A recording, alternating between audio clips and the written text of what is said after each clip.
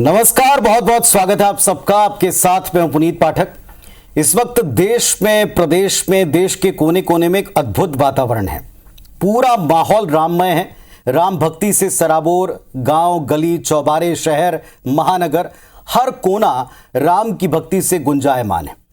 दशकों बाद नहीं, सदियों बाद ऐसे अवसर आते हैं जब राम भक्तों के लिए कोई शुभ संयोग बने, कोई शुभ घड़ी आए।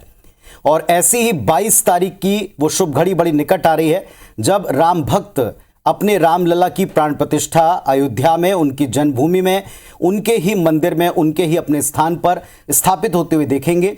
उनकी प्राण प्रतिष्ठा के लिए समूचे जगत से राम भक्तों का सैलाब उमड़ रहा है अयोध्या की तरफ।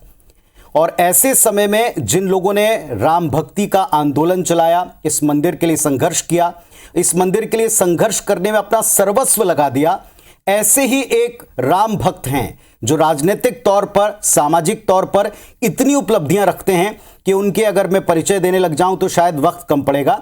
हमारे साथ आज इस खास मुलाकात में जयभान सिंह पवैया जी हैं, जो कि पूर्व मंत्री भी हैं, पूर्व राष्ट्रीय अध्यक्ष हैं बजरंग दल के, ये दूसरे राष्ट्रीय अध्यक्ष हैं और इन्होंने राम मंदिर से जुड़े आंदोलन में अपना सर्वस्व लगाया और आज वे हमारे साथ में जुड़े हुए हैं। तो राम भक्तों का एक जो सौभाग्यशाली वक्त जो है, ये जो घड़ी है, इस बेला में आपने हमसे बातचीत करना स्वीकार किया। मुझे आपका इससे बेहतर परिचय समझ में नहीं आता कि जिसके लिए आपने जीवन पर्यंत संघर्ष किया, उस संघर्ष का आज एक सबसे सुखद क्षण सारा देश और सारे राम भक्त देख रहे हैं। नमस्कार, आपका बहुत स्वागत है IBS 24 में। आपके परिचय में बहुत सारी बातें मैं कह सकता हूं, लेकिन मैं सीधे शुरू करूंगा इस राम भक्तिमय माहौल में। इसका स्वप्न तो आप सबने देखा और सबसे ज्यादा आपने संघर्ष भी इसके लिए किया। ये जो राममय वातावरण है, इस राममय वातावरण में स्वयं भी आपने और आप जिन भी संस्थाओं से जुड़े हैं, पार्टियों से जुड़े हैं, उन्होंने अभूतपूर्व तैयारियां कर रखी। इस वातावरण को लेकर आपके मन में क्या चल रहा है अभी? देखिए, मैं कहता हूँ आज की जो मनोदशा करोड़ों करोड़ों राम भक्तों की है, ऐसी तीव्र प्रतीक्षा है 22 जनवरी की, जैसे माँ कौशल्या ने अयोध्या के राजमहल की दहलीज पर बैठकर 14 साल तक निहारते हुए की थी। मैं इस आंदोलन में डूबा रहा, अपने जीवन का स्वर्णिम हम लोगों ने रामकाज को लगाया। पर मैं हृदय की बात कह रहा हूँ, संकल्प तो अटल था, लेकिन हमारी आंखों के सामने ये सपना इतनी जल्दी पूरा हो जाएगा, ये तो हमें भी पता नहीं था। और इसलिए आज मुझे कहना पड़ रहा है कि 500 वर्षों की बलिदान की गाथा बहुत लंबी है, पर मेरे राम ललाजू ने जब चाहा तब अपना भवन बनवा लिया और वो जब चाह रहे हैं तब 22 जनवरी को विराज रहे। देखिए, मैं आपको इस बात के लिए बहुत धन्यवाद दूंगा कि एक तो जो भारत की नवागत पीढ़ी है या दुर्भाग्य से जो लोग अपने आप को उस आंदोलन की धारा में नहीं जोड़ पाए, उनके सामने इतनी सी तस्वीर आती है आज इस युग में कि 6 दिसंबर को ढांचा टूटा, फिर सुप्रीम कोर्ट ने फैसला दे दिया, 2020 में शिलान्यास हुआ और मंदिर बनके तैयार हो रहा है। लेकिन आज जब मैं आपसे बात कर रहा हूँ तो मैं देश की नई पीढ़ी को, उन राम भक्तों को जिन्होंने 30 वर्ष पहले वो सब मंजर नहीं देखे थे, 498 वर्षों में 77 युद्ध हुए और लगभग 4 लाख राम योद्धाओं के बलिदान से रंगा हुआ है हमारी सफलता के पीछे की जो कहानी है, जो इतिहास है। वो ये सही है कि 1984 में जब विश्व हिंदू परिषद की अगुवाई में, संतों के नेतृत्व में, सरयू जी का जल अंजलि में लेकर 8 अक्टूबर को हमने शपथ खाई थी। वो पहला दिन था राम जन्मभूमि मुक्त आंदोलन का, स्वतंत्रता के बाद का। और तब हमने वो पहला नारा दिया था, सौगंध राम की खाते हैं हम, मंदिर वहीं बनाएंगे। वो समय 84 में वो परिस्थितियां नहीं थी, लोग सकुचाते थे। देश के प्रधानमंत्री अयोध्या जाने में शर्माया करते थे। उनको लगता था कि वहाँ में कम्युनल कह दिया जाएगा। उन्हें लगता था कोई वोट बैंक की भट्टी हुआ करती है तुष्टीकरण की, उस पर पानी पड़ जाएगा।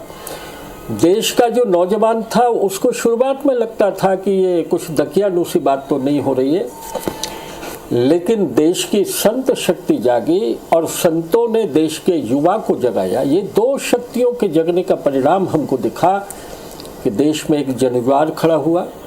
और मैं ये कहना चाहूँगा कि इस आंदोलन के जनाधार का, व्याप का जो मूल कारण है, और किसी एक कार्यक्रम को हम श्रेय दे सकते हैं, तो वो 89 का रामशिला पूजन का कार्यक्रम है। 3.25 लाख गांवों तक राम अंकित शिलाएं गई, करोड़ों लोगों ने अपने आप को मंदिर से जोड़ा, 1-1 रुपया अर्पित किया और कहा कि कोई उद्योगपति थोड़ी बनाएगा, जो मंदिर बनाएगा वो मेरे 1 रुपया से भी बनने वाला है। और इसलिए पूरे भारत को कनेक्ट किया। मैं आज़ादी के आंदोलन और जेपी के संपूर्ण क्रांति आंदोलन को पूरा सम्मान और महत्ता देते हुए ये सत्य कहना चाहूँगा कि भारत के ज्ञात इतिहास में इतना बड़ा जन आंदोलन कभी नहीं हुआ है। इतना बड़ा जन आंदोलन भारत में खड़ा हुआ, और उसी का परिणाम है 6 दिसंबर 92 को जो कुछ हुआ। अगर मैदान साफ नहीं होता तो दुनिया की कोई न्यायपालिका उसको हटाकर मंदिर बनाने का निर्णय कर पाती जी? मैं तो मानने को तैयार नहीं जी। और वो जो जनज्वार था, वो जनज्वार ने कोई योजना से किया। मैं उस सब में भगवान के चमत्कार को आज देख रहा हूँ। लेकिन राम मंदिर बनते बनते देश में वैचारिक क्रांति आई है, वैचारिक परिवर्तन हुआ है जी। वो कोई यश का चिन्ह था भारत में। उसी दौर से जुड़ी भैया जी एक बात स्मरण आती है, क्योंकि आपने तो इसे जिया है, बहुत से लोगों ने इसे देखा है, उनमें से एक मैं भी था। लेकिन उस दौर में 14 दिन तक आप भी आडवाणी जी के साथ जेल में रहे, सीबीआई प्रकरण दर्ज हुआ, सीबीआई खोजती रही, 3 महीने तक आप उनको मिले नहीं थे। वो एक जो दौर है संघर्ष का, इसीलिए बार बार उन्हीं लोगों से पूछना सबसे लाजमी लगता है तार्किक तौर पे कि आप इसका श्रेय किसको देखते हैं। आपने इसका बात की, लेकिन वो दौर, आज का दौर, एक बहुत बड़ा हिस्सा समय का इसमें लग गया।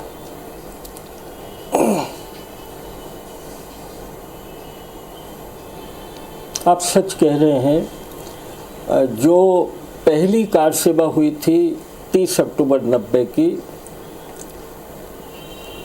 उस कार सेवा में जितने कार सेवकों ने अयोध्या के लिए घोषणा करके कूच किया और जो गुप्त वाहिनी बनकर उत्तर प्रदेश की सीमाओं में वेश बदल कर घुसे, दोनों तरह के कार सेवक, किसी को पता नहीं था कि कौन जिएगा कौन मरेगा। ये परिस्थितियां थी।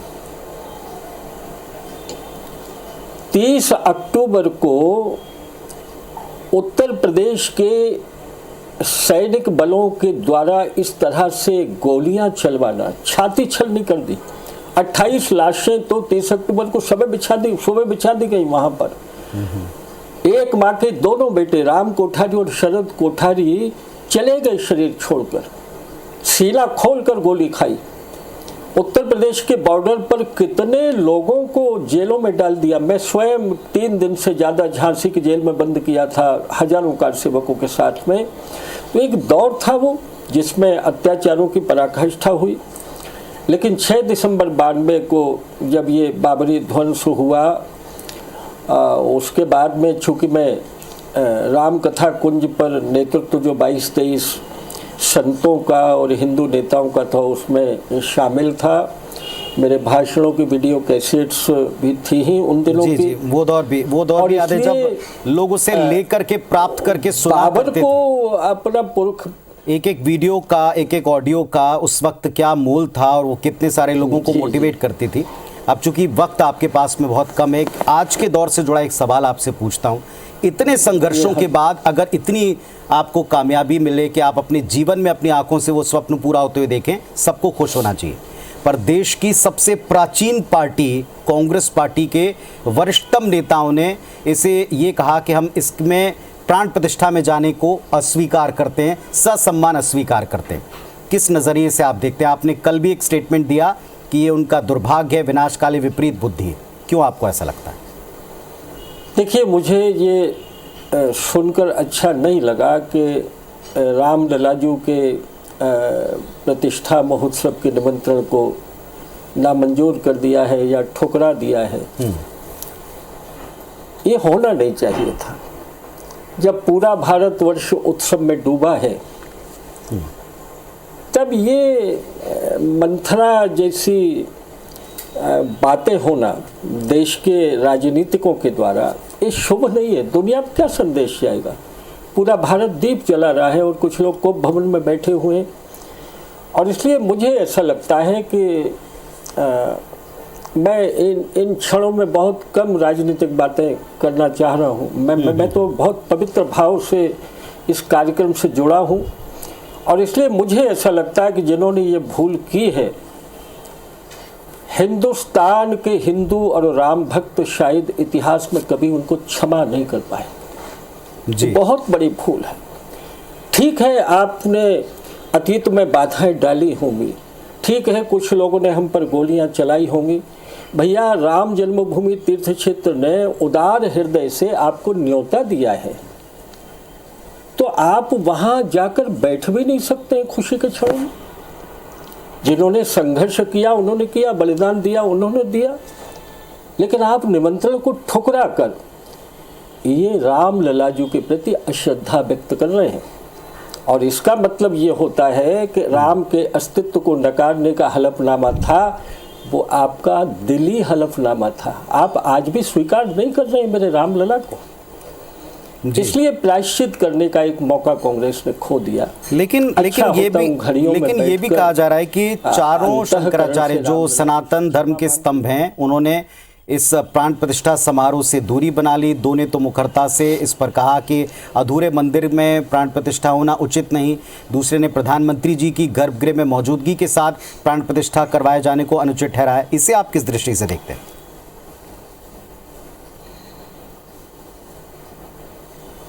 देखिए, मैं तो अकिंचन दास हूँ संतों के चरणों का।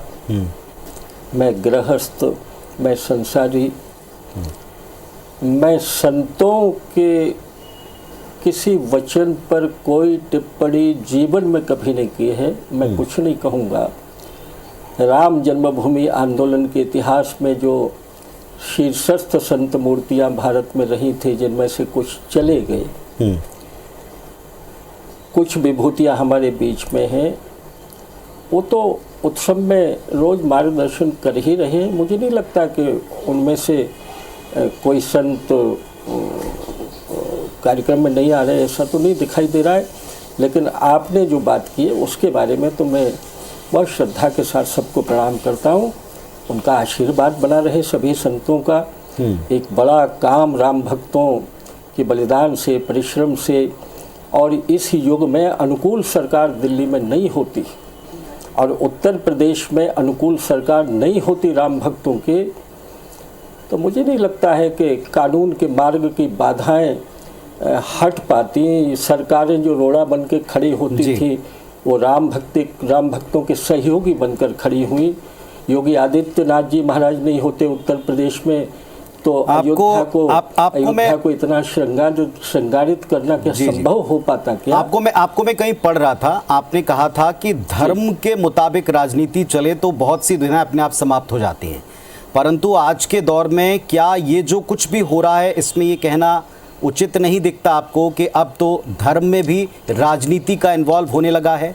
आप पीठों को देख लें, आप उनसे जुड़े हुए विभूतियों को देख लें, उन्हें भी राजनीतिक चश्मे से लोग देखने लगें। कुछ इस तरीके के जब बयान या इस तरह के प्रकरणों में उनकी प्रतिक्रियाएं आती, आप भी ऐसा मानते? देखिए, 2020 को भूमि पूजन के समय, शिलान्यास के समय में देश के 70 गैर संत भक्तों में पंडाल में था जी। भारत के प्रधानमंत्री जी जब रामलला जी के अस्थाई मंदिर में पहुंचे अयोध्या जी में, तो इन्हीं आंखों ने देखा था, आपके टेलीविज़न पर भी दिख रहा था कि हिंदुस्तान का प्रधानमंत्री प्रणाम अर्चना पूजा नहीं, धरती पर साष्टांग प्रणिपात करे हुए मोदी जी जमीन पर दंडवत हो गए थे। कितना बड़ा परिवर्तन देख रहे हैं आप। एक तो देश के सत्ताधीश राम जन्मभूमि पर पहुंचने की जरूरत नहीं कर पाए और आज राज सत्ता धर्म सत्ता के सामने प्रणिपात होती है। ये केदारनाथ जी का उद्धार, ये काशी का कॉरिडोर, ये महाकाल लोक, आप ये चाहते हैं कि हम बाकी वितंड में लगे रहना चाहते हैं। देश के सांस्कृतिक अभ्युत्थान के लिए स्वर्णिम पन्ने लिखे जा रहे हैं, रोज लिखे जा रहे हैं। मोदी जी को तो आशीर्वाद होना चाहिए सभी का, विभूतियों का। नहीं, देश की जनता का तो अपार समर्थन अभी 23 में भी देखा हमने। अगर हम जनता के मत की बात करें, आम जन के मत की बात करें, और 24 में भी वातावरण संकेत अपने आप में पर्याप्त तौर पर दे रहा है। लेकिन ये कहा जा रहा है कि 24 के चुनाव में आप पिछले वायदों से भागने के लिए अभी इस राम मंदिर का और इस वातावरण का लाभ लेना चाहते हैं। ये आरोप, आप राजनीति पर कमेंट नहीं कर रहे हैं, लेकिन आपको लगता है कि इस तरह के कमेंट जनता राम भक्त स्वीकार करेंगे? जिनको लाभ लेना है राजनीतिक दलों को और जिन्हें ईर्ष्या हो रही है, वो लाभ लेना, क्रेडिट लेना। मथुरा का मुद्दा बचा है, उस पर जैसे पालनपुर अधिवेशन में बीजेपी ने रेजोल्यूशन पास करके आडवाणी जी सोमनाथ से अयोध्या को निकले, खुलेआम निकले। देश की कोई राष्ट्रीय राजनीतिक दल उस समय इस तरह नहीं किया था किसी ने। आज वो लोग कर लेना। अगर उनके लग रहा है कि श्रेय मिल जाएगा तो उस पंडाल में आकर, तीर्थ क्षेत्र ने तो सबको बुलाया है ना, आप सारे लोग आकर बैठिए, रामलला की आरती में शामिल हो जाइए। आप एक तरफ तो निमंत्रण को भी सम्मान नहीं दे पा रहे हैं और दूसरी तरफ कह रहे हैं कि राजनीति हो रही है। आप भी मत करिए, हमको भी मत करने दीजिए। तो मेरा कहना यह है कि कोई अदृश्य भय किसी वोट बैंक का, वो किस वोट बैंक का भय है जिसके डर के मारे अयोध्या में पैर रखने की हिम्मत नहीं हो रही है। वो अपने में झांक कर देखें। और इसलिए एक हाथ में भव्य भारत बनाने का संकल्प, विकास का संकल्प, और एक हाथ में भारत की संस्कृति की ध्वजा, ये दोनों को लेकर चलने वाले लोग हैं हम। अगर संस्कृति का उत्थान करते समय उनको केवल चुनाव दिखाई देते हैं विपक्षियों को, तो ये उनका नजरिया है, उनका चश्मा है जी। लेकिन वहाँ भी दुविधा कम नहीं है, ये तो आप भी देख रहे हैं।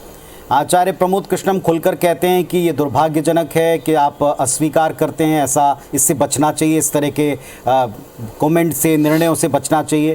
कांग्रेस पार्टी के दो जो राज्यों के पूर्व सीएम हैं वो अपने राज्यों में राम भक्ति की धारा बहा चुके हैं। एक रामन गमन पथ पर कार्य करके दूसरे स्वयं राम भक्ति में अभी पातियाँ लिखवा रहे हैं अपने क्षेत्र में।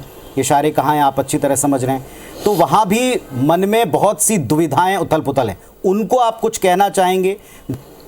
देखिए, जिन दलों की कोई आइडियोलॉजी, कोई विचारधारा नहीं बची है, वो हमेशा इसी भ्रम में रहने वाले हैं।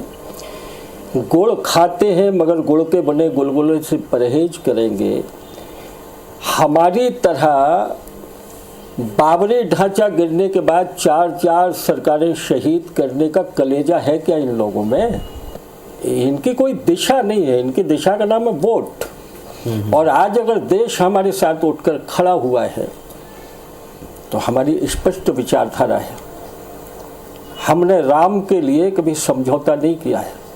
हमने स्वतंत्र बहुमत में आने के बाद में पत्थर की लकीर को पूरा किया जो हमने खींच दी थी पहले। हमने अपने वैचारिक मुद्दों पर समझौता नहीं किया था। चलिए काशी और विश्वनाथ के बारे में ये अगुवाई कर लें, तैयार है ना? ठीक है, वैसे तो आपने इशारा दे दिया, लेकिन अब राम भक्ति और राम मंदिर का जो आंदोलन, लंबा संघर्ष रहा, ये फलीभूत होकर सबके सामने। राम भक्तों से बढ़ के उत्साहजनक कोई पल अभी इस समय वो और महसूस कर रहे हैं। इसके बढ़ के पल और क्या होगा जो 22 तारीख को आने वाला। लेकिन अब आगे क्या, जो भारतीय सांस्कृतिक विरासत है, इसमें आगे और ऐसे कौन से पृष्ठ हैं जिन पर कार्य करने का संकल्प आप रखते हैं? देखिए, मैं ये मानता हूँ कि प्रजातंत्र में भारत के जन के मानस की जो इच्छाएं हैं, वो राष्ट्र की सब इच्छाएं धीरे धीरे करके पूरी होंगी। सांस्कृतिक मोर्चे पर, जरूरी नहीं है कि उसके लिए उतने लंबे संघर्ष और आंदोलन करने पड़े।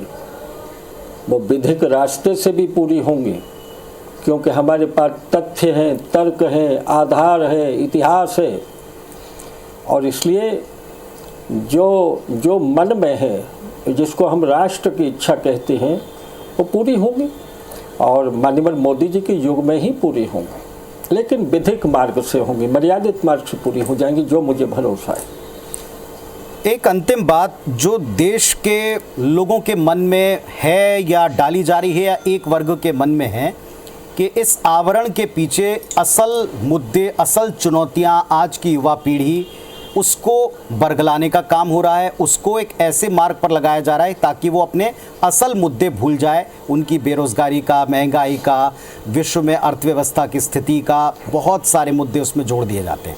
इसमें वामपंथी विचारधारा, कांग्रेस की विचारधारा, बहुत से लोग हैं, लेकिन आप उन लोगों को क्या बोलोगे जो ये मानते हैं कि युवाओं को आप मोल्ड कर रहे हैं अपने सियासी फायदे के लिए और आगे भी यही आपकी प्लानिंग है, इसके अलावा आपके पास कुछ नहीं?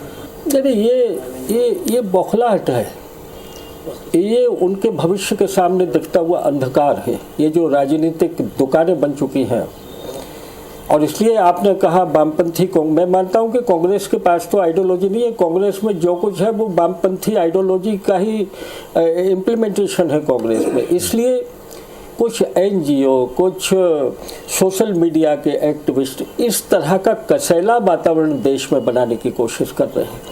जब करोड़ों घरों में अक्षत वितरण हो रहा है, लोग माथे पर लगा रहे हैं, तो ये बर्दाश्त नहीं हो रहा है, हजम नहीं हो रहा है। क्यों भैया, जब तक बाबरी ढांचा बना हुआ था और राम मंदिर नहीं बना था या निर्णय नहीं हुआ था, तो मैंने तो सोशल मीडिया पर पढ़ा है कि तब तक क्या बाबरी ढांचे को चाहने वाले लोग घी के पराठे खा रहे थे? तब देश में समृद्धि थी क्या? एक राम जी का मंदिर अयोध्या जी में बन रहा है, तो आपको ये लग रहा है कि भारत में बेरोजगारी बढ़ जाएगी? ये दूसरे मुद्दे हैं, मैं उन पर बहस कर सकता था। भारत ने जो तरक्की की है विगत 9.5 वर्षों में, उस पर बहस की जा सकती है, इन पास जवाब नहीं है। उन मोर्चों पर हारने के कारण ही ये वातावरण बनाने की कोशिश हो रही है कि हम राम मंदिर पर वातावरण को डाइवर्ट कर रहे हैं देश में।